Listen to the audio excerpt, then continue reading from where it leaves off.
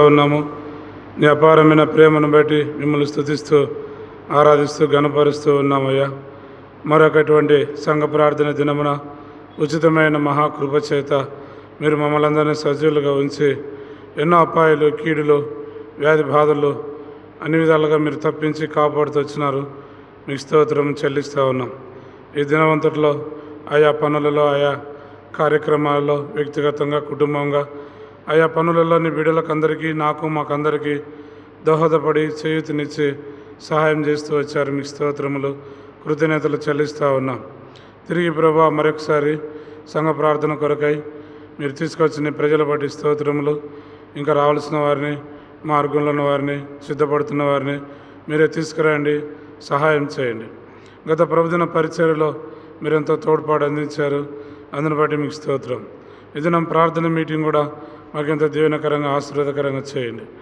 దయగల దేవుడిని నమ్మి స్తుతిస్తూ రేపు కూడా అట్లా విజిటింగ్లోను, గురువారం బైబిల్ స్టడీలోను, శుక్రవారం సిస్టర్స్ మీటింగ్లోను, శనివారం ఉదయకాలం బుగ్గలో ఉపవాస ప్రార్థన ఉంది, సహాయం చేయండి. తిరిగి ఆదివారము పరిచర్యలో మీరు మాకు సహాయం చేయండి. మీ దయను, మీ కనికరాన్ని కోరుకుంటూ ఉన్నాం.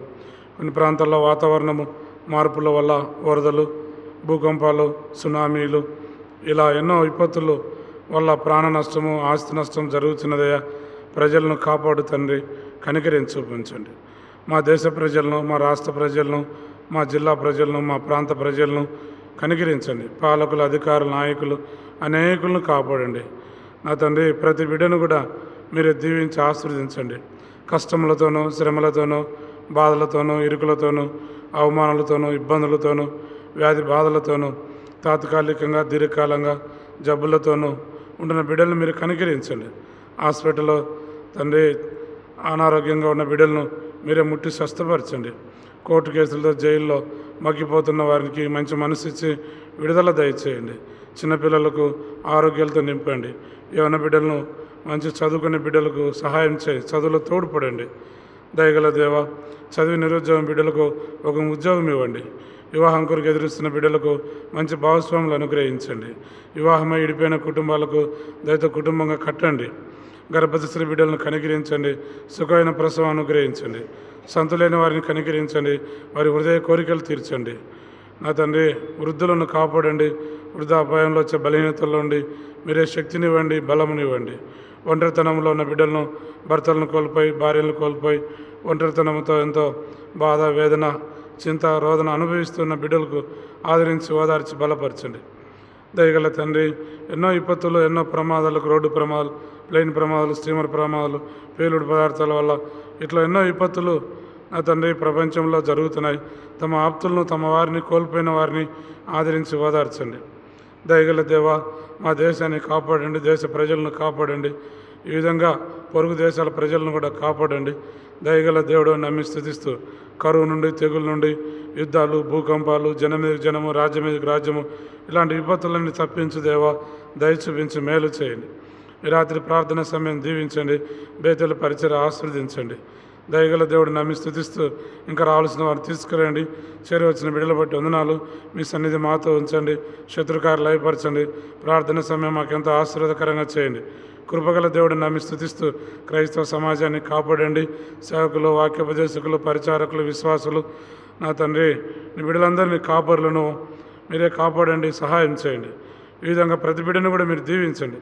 దయగల దేవుడిని నమ్మి స్థుతిస్తూ ఈ రాత్రి సమయం ఆశీర్వదించమని యేసుక్రీస్తు వారి శ్రేష్టమైన నామమున స్తుతించి ప్రార్థించి వేడుచున్నాము తండ్రి. ఆమె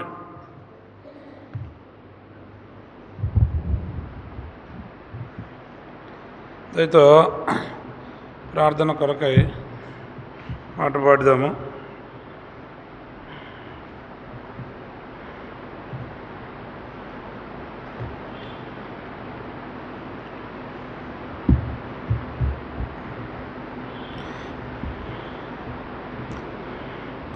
మా మొరనాలకించుము మహారాజా యేసు ప్రభు.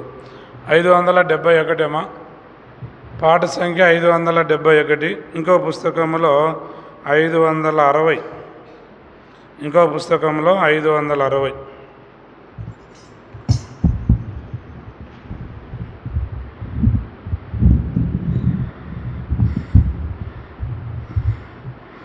మా మొరనాలకించుము మహారాజయేసు ప్రభువా.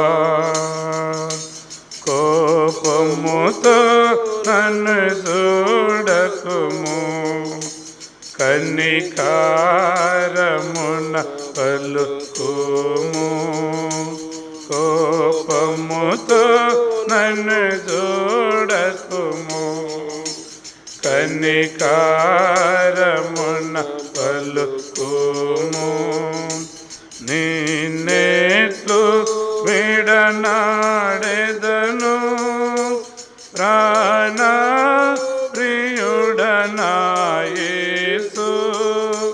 నిన్నెట్లు విడనాడెదను, ప్రాణ ప్రియుడనా యేసు. సిలువకు జడియాలేదు, శ్రమలకు బెదరాలేదు. సిలువకు జడియాలేదు, శ్రమలకు బెదరాలేదు. నీ నోట దూషణ మాట ఒక్కటైనను రాలేదు. నీ నోట దూషణ మాట ఒక్కటైనను రాలేదు.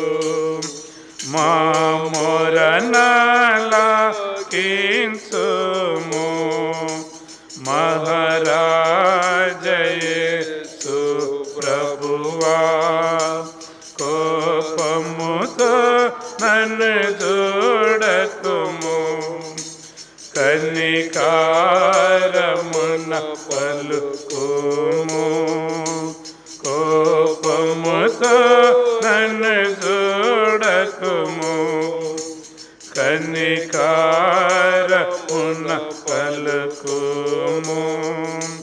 పరలోకమును విడచితివి, పాపులకై తెచ్చితివి. పరలోకమును విడచితివి, పాపులకై తెచ్చితివి. సర్వలోక రక్షణకై సిలువపై శ్రమను దితివి. సర్వలోక రక్షణకై సిలువపై శ్రమను దితివి.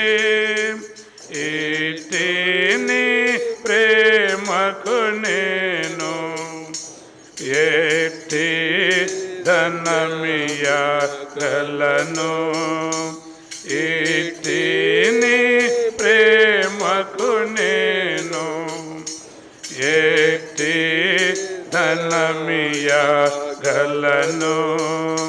మా మొరనాలకించుము మహారాజయేసు ప్రభువా. కోపముతో నన్ను చూడకుము, కనికారమున పలుకుము. కోపముతో నన్ను చూడకుము, కనికారమున పలుకుము. సమస్త లోకమునకు నీ రక్తము నిశ్చితివి. సమస్త లోకమునకు నీ రక్తము నిశ్చితివి. మూయబడిన ఈ తలుపు తీయబడెను నీ వలన. వలన మూయబడిన ఈ తలుపు తీయబడెను నీ వలన. నేనేలా నీ సంస్తుతిని నిరతంబు చేయకపోతే, నేనేలా నీ సంస్తుతిని నిరతంబు చేయకపోతే, మా మొరనాలకించుము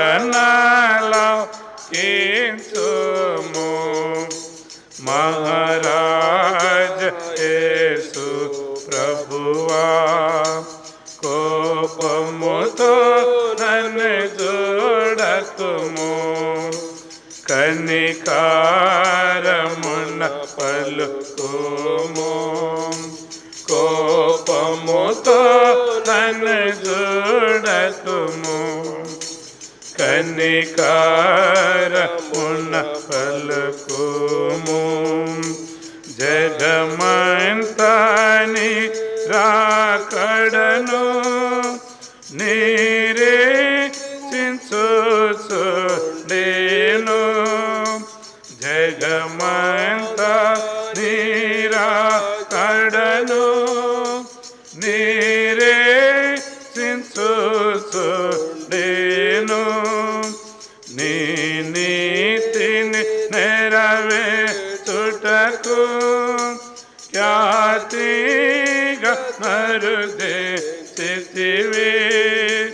నీ నీతిని నెరవేర్చుటకు ఖ్యాతిగా నరుదేశితివి. నీ బంధన నన్ను సారించి విముక్తిని మాకొసగితివి. నీ బంధన నన్ను సారించి విముక్తిని మాకొసగితివి. మా మొరనాలకించుము మహారాజ యేసు ప్రభువా. కోపముతో నన్ను చూడకుము, కనికారమున పలుకుము. కోపముతో నన్ను చూడకుము, కనికారమున పలుకుము. రాక్షకుండ పాపులను శిక్షించక రక్షించు, రాక్షకుండ పాపులను శిక్షించక రక్షించు. నిత్య జీవము నీము ఆత్యందు దీనులకు, నిత్య జీవము నీము ఆత్మయందు దీనులకు. దైవకుమారయేసు సార్వత్రిక నివాసి, దైవకుమారయేసు సార్వత్రిక నివాసి. మా మొరనాలకించుము మహారాజ యేసు ప్రభువా. కోపముతో నన్ను చూడకుము, కనికారమున పలుకుము. కోపముతో నన్ను చూడకుము, కనికారమున పలుకుము. చాలండి. ప్రార్థన కొరకై కొంత వాక్యం విందాము.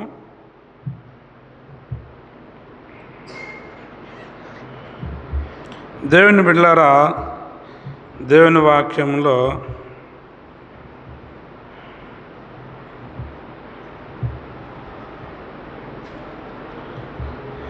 రెండవ రాజుల గ్రంథము దయతో 3వ అధ్యాయం. రెండవ రాజుల గ్రంథము 3వ అధ్యాయం.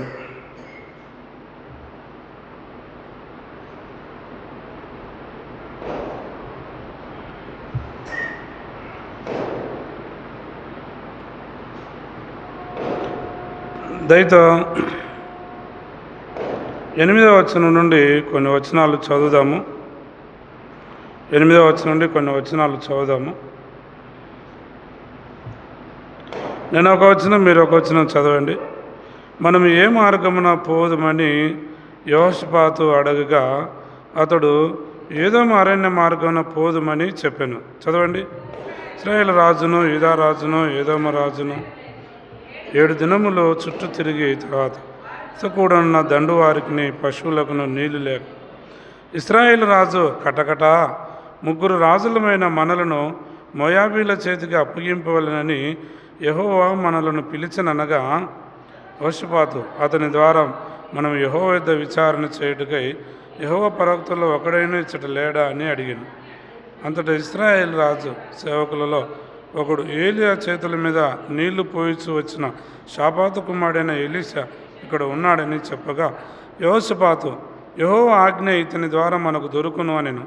ఇశ్రాయేలు రాజును యెహోషాపాతును ఏదోము రాజును అతని యొద్దకు పోగా ఇశ్రాయేలు రాజును చూచి నాతో నీకు నిమిత్తమేమి, నీ తల్లిదండ్రులు ఉంచుకొని ప్రవక్తల యొద్దకు పోమని చెప్పాను.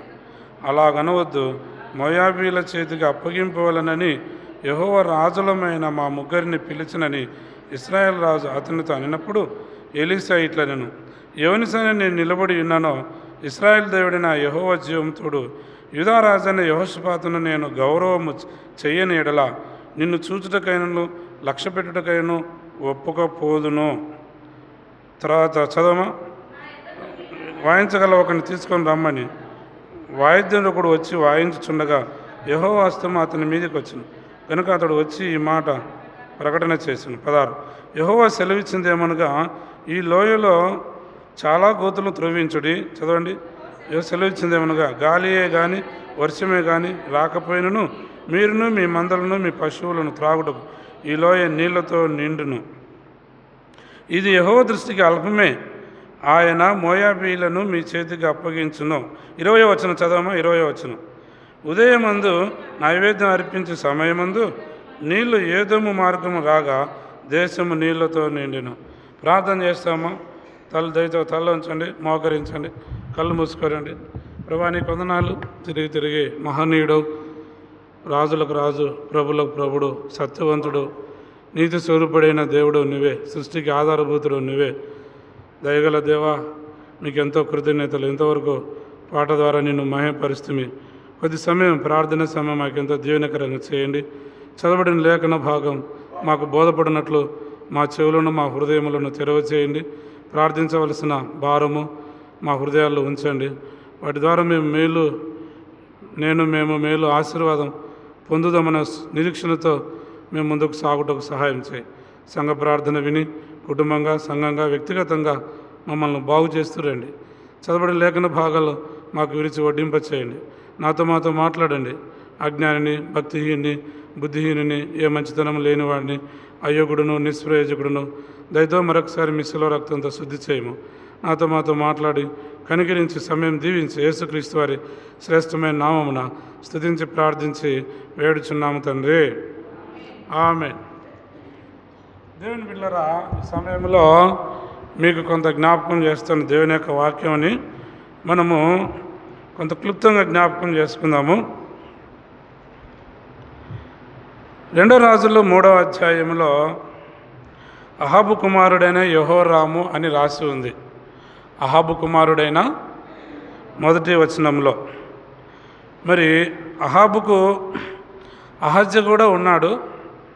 అయితే ఇతడు ఇంకొక కుమారుడు అన్నమాట. మనము గమనిస్తే ఈ యొక్క మొదటి రాజులు 22వ అధ్యాయంలో మనం ఈ మాటను గమనించుతాము.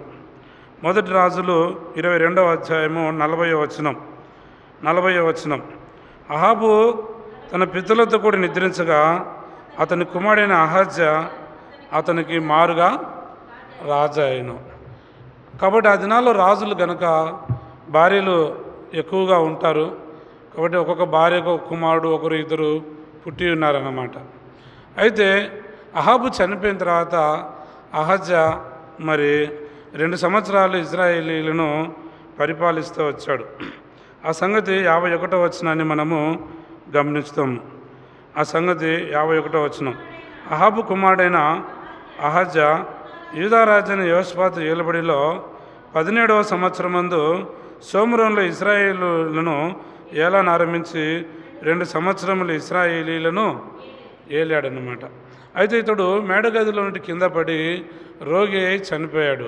ఆ సంగతి మొదటి అధ్యాయంలో మనం గమనిస్తాం. 2వ రాజులు మొదటి అధ్యాయంలో మరి ఆ సంగతిని మనం గమనిస్తాం. సరే, ఆ సంగతిని పక్కన పెట్టిన తర్వాత అతడు చనిపోయిన తర్వాత అతని సహోదరుడైన అనగా అహజ్యా సహోదరుడైన యెహోరాము ఇతనికి రాజ్యం ఏలుతాడు. ఎందుకంటే అహజ్యాకు పిల్లలు లేరన్నమాట. అందుకని మొదటి అధ్యాయము 17వ వచనాన్ని మనం గమనించి చదవాలి.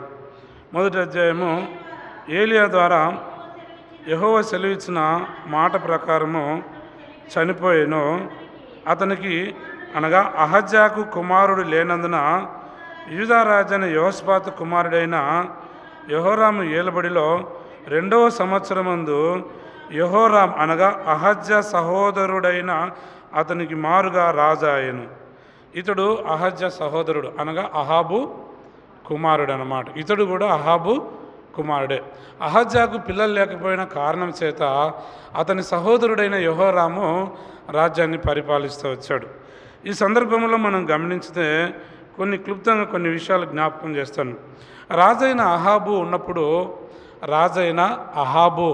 ఉన్నప్పుడు మోయాబు రాజైన మేష ఈ యొక్క 3వ అధ్యాయము 4వ వచనాన్ని మనము గమనించి చదవాలి. 3వ అధ్యాయము 4వ వచనాన్ని. మోయాబు రాజైన మేష అనేకమైన మందలు గల్ల వాడై 1,00,000 గొర్రె పిల్లలను బొచ్చు గల 1,00,000 గొర్రె పొట్టేలను ఇశ్రాయేల్ రాజునకు పన్నుగా ఇచ్చుచుండువాడు. కాబట్టి మోయాబు రాజైన మేష మరి అహాబుకు పన్ను ఇచ్చుచుండేవాడు. బహుశా ప్రతి ఏటా ఇచ్చుచుండొచ్చును. అయితే అహాబు చనిపోయిన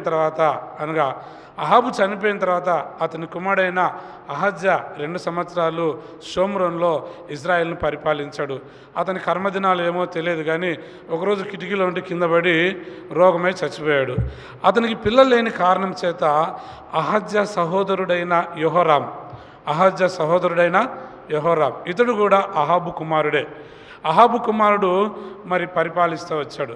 పరిపాలించినప్పుడు అహాబు పరిపాలించుచున్న దినాల్లో ఆ మోయాబు రాజైన మేష అహాబుకు మరి పన్ను ఇచ్చేవాడు.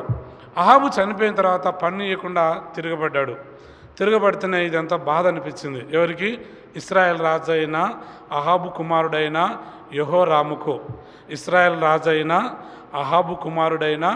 యెహోరాముకు తమ తండ్రి కాలంలో పన్ను ఇచ్చేవాడు. అహాబు కాలంలో పన్ను ఇచ్చేవాడు ఎవరు? మోయాబు రాజైన మేష. 4వ వచనం 3వ అధ్యాయం 4వ వచనాన్ని మనము గమనించుతిమి. కాబట్టి మేష పన్ను ఇచ్చేవాడు. తండ్రి చనిపోతేనే పన్ను ఇవ్వకుండా ఎగురుగొట్టాడు, తిరగబడ్డాడు. తిరగబడతావా నువ్వు అని చెప్పేసి ఇశ్రాయేల్ రాజైన యెహోరాము ఏం చేశాడంటే యూదా రాజైన యెహోషాపాతును పిలుచుకున్నాడు. ఆ తర్వాత యోదోమ రాజును కూడా పిలుచుకున్నాడు. మనమందరం కలిసి మోయాబు రాజైన మేషకు యుద్ధానికి వెళ్దామని యెహోషాపాతును పిలుస్తానే, యూదా రాజైన యెహోషాపాతును పిలుస్తానే, నేను నీ వాడినే, నా గుర్రములు నీ గుర్రములే, నా జనులు నీ జనులే, నేను కూడా నీతో పాటు వస్తానని అహాబు రాజైన అలా కొడుకైనటువంటి యెహోరాముతో కలిసిపోయాడు. ఇప్పుడు యెహోరాము అయినటువంటి అనగా ఇశ్రాయేల్ రాజైన యెహోరాము, యూదా రాజైన యెహోషాపాతు, ఆ తర్వాత యోదోము రాజు, ఈ 3 రాజులు ఏం చేస్తారంటే మోయాబు రాజు మీదకి యుద్ధానికి వెళ్తూ ఉన్నారు. ఎందుకు యుద్ధానికి వెళ్తున్నారంటే అహాబు ఉన్నప్పుడు పన్ను ఇచ్చేవాడు. ఎవరికి? ఇశ్రాయేల్ రాజైన అహాబుకు. ఇశ్రాయేల్ రాజైన అహాబుకు పన్ను ఇచ్చేవాడు. అయితే అహాబు చనిపోయిన తర్వాత పన్ను ఇవ్వకుండా ఎగురుగొట్టాడు. బహుశా ప్రతి ఏటా ఇచ్చుచుండొచ్చును. 1,00,000 గొర్రెలు ఇచ్చేవాడు మోయాబు రాజైన మేషా. ఎవరికి? ఇశ్రాయేల్ రాజైన అహాబుకు. ఇశ్రాయేల్ రాజైన అహాబుకు. అహాబు చనిపోయిన తర్వాత పన్ను ఇవ్వకుండా ఎగురుగొట్టాడు, తిరుగుబాటు చేశాడు.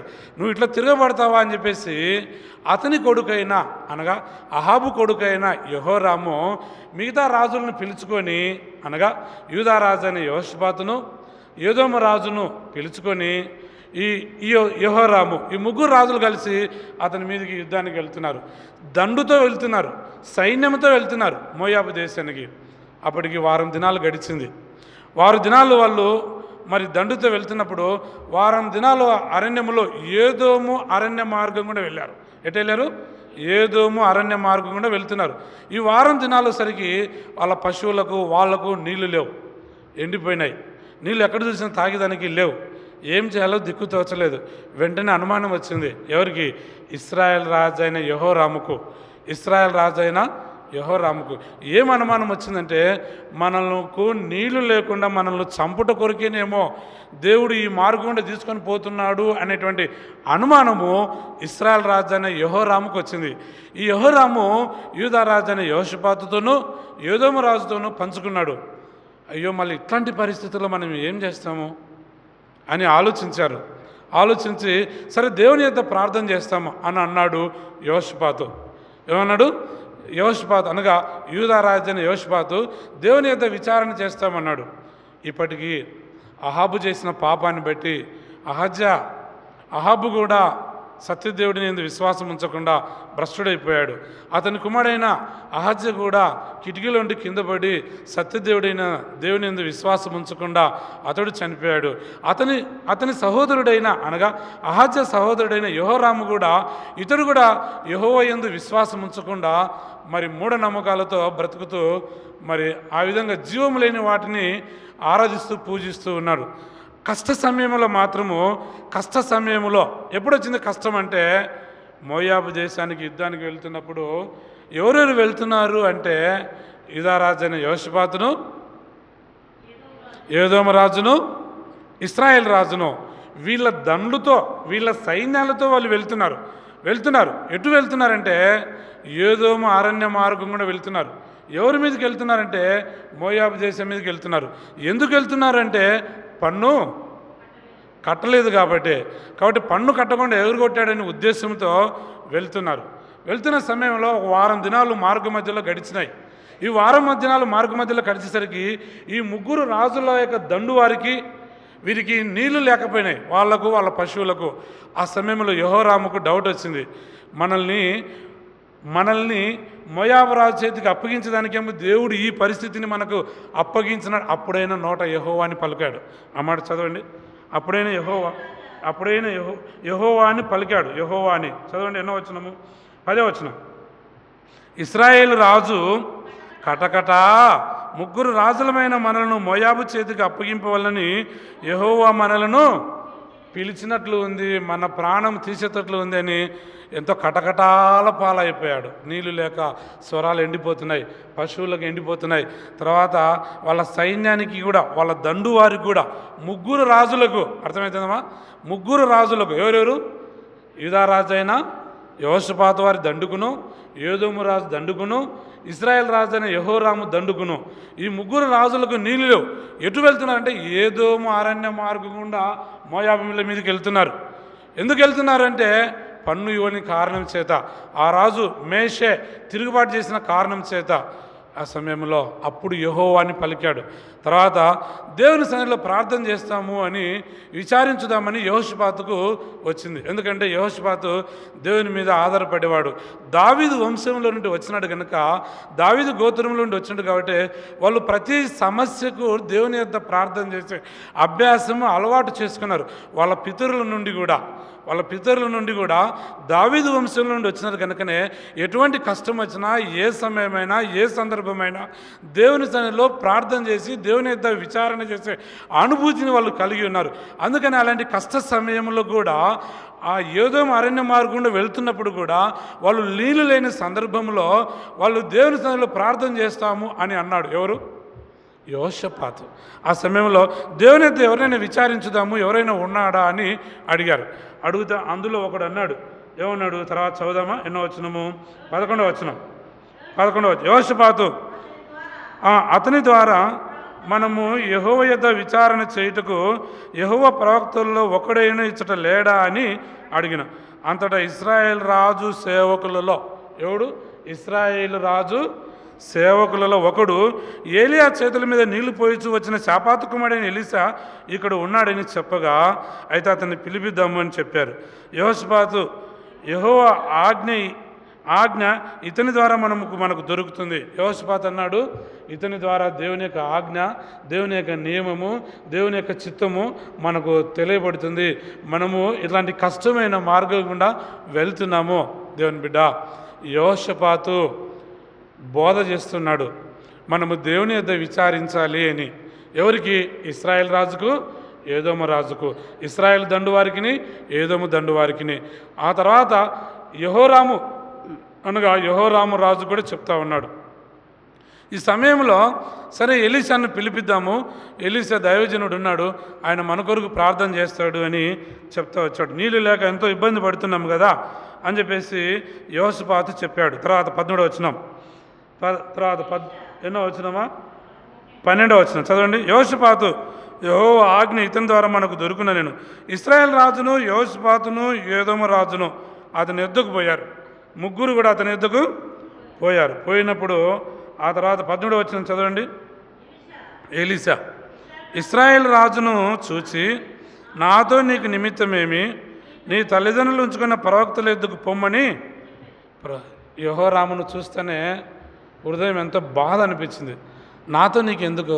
నీ తల్లిదండ్రులు ఉంచుకున్నారు కదా 400 మంది ప్రవక్తలు, వాళ్ళ దగ్గరికి పోయి నీ కష్టకాలంలో నువ్వు మొరపెట్టుకో అని చెప్పాడు. నీ తల్లిదండ్రులు పెట్టుకున్నారు కదా అహాబు, కాబట్టి నా దగ్గరికి వచ్చావే అని ఎలీషా ఇశ్రాయేల్ రాజును చూచి ఆ మాట చెప్పాడు. నీ తల్లిదండ్రులు ఉంచుకున్న ప్రవక్త దగ్గరికి పోము, ఆడపోయి మొరపెట్టుకో, నీ అక్కర తీరుతుంది అన్నాడు. అప్పుడు యెహోరాము అన్నాడు, అనగా ఇశ్రాయేల్ రాజు అన్నాడు, అలాగ అనవద్దు అన్నాడు. తర్వాత చదువు. మోయాబీల చేతికి అప్పగింపవాలని యెహోవా రాజులమైన మా ముగ్గురిని పిలిచినని ఇశ్రాయేల్ రాజు అతనితో చెప్పినాడు. అప్పుడు ఎలీషా అన్నాడు. తర్వాత 14వ వచనం. ఎన్నో వచనమా? 14వ వచనం. ఎలీషా ఇట్లా, నేను ఎవరి సైన్ నేను నిలబడి ఉన్నానో ఇశ్రాయేల్ దేవుడైన యెహోవా జీవంతుడు యూదా రాజైన యెహోషాపాతు నేను గౌరవం చేయనట్లా నిన్ను చూచుటకని లక్ష్య పెట్టుకు నేను ఒప్పకపోదును. నీ ముఖం చూస్తే ప్రార్థన చేయాలనిపించలేదు. యెహోషాపాతును చూసి నేను గౌరవించాల్సింది వచ్చింది. ఎందుకంటే వాళ్ళు దావీదు వంశీయులు, వాళ్ళతో నా దేవుడు శాశ్వతమైన నిత్య నిబంధన చేశాడు. ఆయనను చూసి ఇప్పుడు మీ కొరకు దేవుని యొద్ద విచారణ చేయవలసి వచ్చింది. ఆయనను గౌరవపరుస్తున్నాను, ఆయనను గౌరవించుతున్నాను నేను అని అన్నాడు. ఎవరు? ఎలీషా. ఎవరితో? ఇశ్రాయేల్ రాజుతో. వాళ్ళు ముగ్గురు ఉన్నారు. ఇశ్రాయేల్ రాజు అయిన యెహోరాము, యూదా రాజు అయిన యెహోషాపాతు, ఏదోము రాజు. ఈ ముగ్గురు కూడా ఉన్నప్పుడు ఈ మాట అన్నాడు. ఎలీషా అన్నాడు, యూదా రాజు అయిన యెహోషాపాతును చూచి, అతని గౌరవాన్ని చూచి నేను దేవుని సన్నిధిలో ప్రార్థన చేస్తాను, కాబట్టి రండి అని చెప్పేసి మరి వాయిద్యం గల వాయించగలం అని ఒకరిని పిలుచుకొని రండి అని చెప్పాడు. కాబట్టి ఆ విధంగా వాయిద్యం గల పిలుచుకొని వచ్చినప్పుడు దేవుని యొక్క ఆత్మ బలము చేత ఇతని మీదకి వచ్చినప్పుడు, ఎలీషా మీదకి వచ్చినప్పుడు ఒక మాట చెప్పాడు. మీరు ఏదో అరణ్య మార్గంలో వెళ్తున్నారు కదా, ఈ లోయలు చాలా ఉన్నాయి, ఇందులో గోతులు తవ్వించండి, గాలి కానీ వర్షం కానీ రాకుండానే మీకు నీరు వస్తుంది అని చెప్పేసి దేవుని సన్నిధిలో ఎలీషా ప్రార్థన చేశాడనమాట. ప్రార్థన చేసి ఈ సంగతి అల్పమే కదా. 17వ వచనం, 16వ వచనం, 17వ వచనం. యెహోవా సెలవిచ్చింది ఏమనగా, ఈ లోయలో చాలా గోతులు త్రవ్వించండి. యెహోవా సెలవిచ్చింది ఏమనగా, గాలియే కానీ వర్షమే కానీ రాకపోయినను మీరును మీ మందలను మీ పశువులను త్రాగుటకు ఈ లోయ నీళ్లతో నిండును.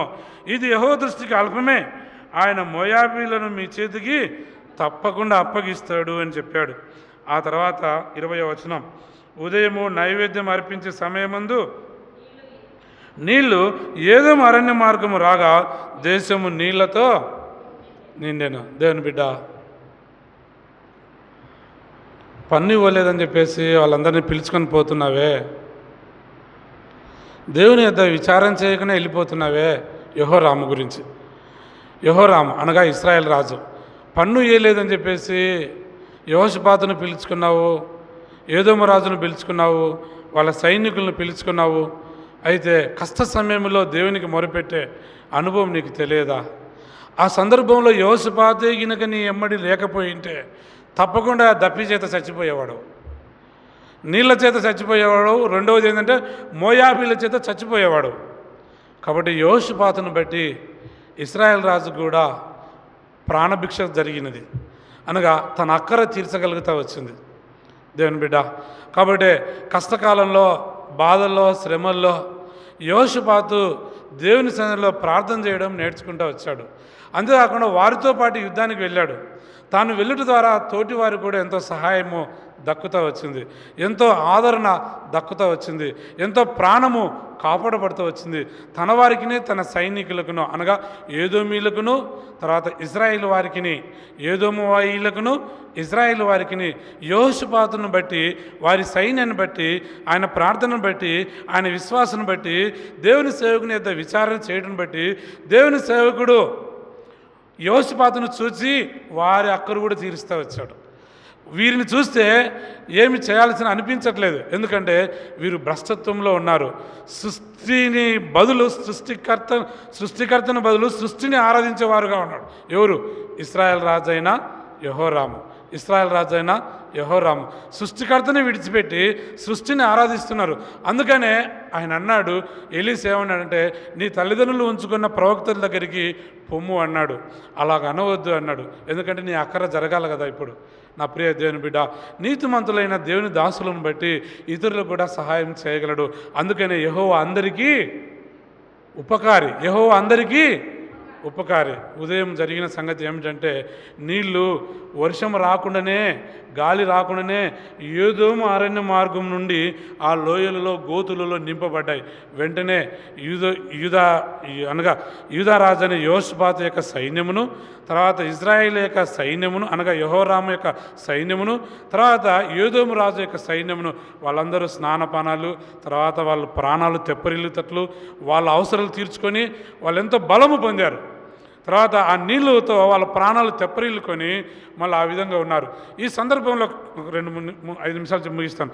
ఈ సందర్భంలో ఏం జరిగిందంటే, ఈ ముగ్గురు రాజులు మోయాబీల మీదకి వచ్చుచున్నారనే సంగతి మోయాబీలు తెలుసుకొని వాళ్ళ సరిహద్దుల్లో ఖడ్గములు పట్టుకొని నిలబడ్డారు. ఖడ్గములు పట్టుకొని నిలబడింటే వీళ్ళు ఉదయం లేచి చూశారు.